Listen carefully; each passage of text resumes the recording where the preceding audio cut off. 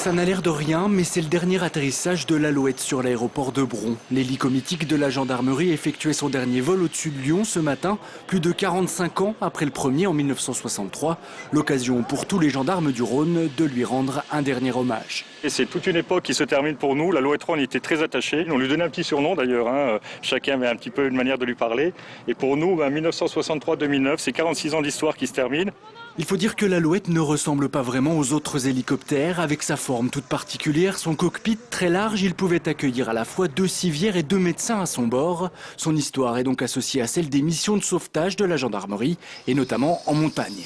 C'était un bijou de technologie. Quand l'Alouette 3 est arrivée, principalement en montagne, ça représentait un atout extraordinaire pour nos montagnards, puisqu'une capacité d'emport, une puissance exceptionnelle à l'époque, ce qui a permis à l'Alouette 3 d'être l'appareil qui a sauvé le plus de vies dans le monde. Aujourd'hui, c'est donc bien fini, l'Alouette s'en va et le C-135, son remplaçant, arrive. Dernier né d'Eurocopter, cet hélico ultra sophistiqué équipe aujourd'hui la gendarmerie. Et petite différence avec l'Alouette, sa principale mission, ce ne sera pas le sauvetage, mais plutôt la surveillance. C'est un hélicoptère sur lequel on a mis beaucoup d'équipements pour la police, des missions de police au sens large, caméras, phares, système de cartographie intégré, qui va nous offrir plein de possibilités nouvelles, notamment au milieu urbain.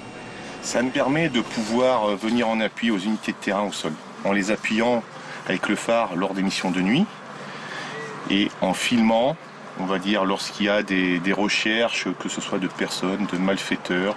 Le C-135 devient donc le fer de lance des 4 hélicoptères de la flotte de la gendarmerie de Lyon.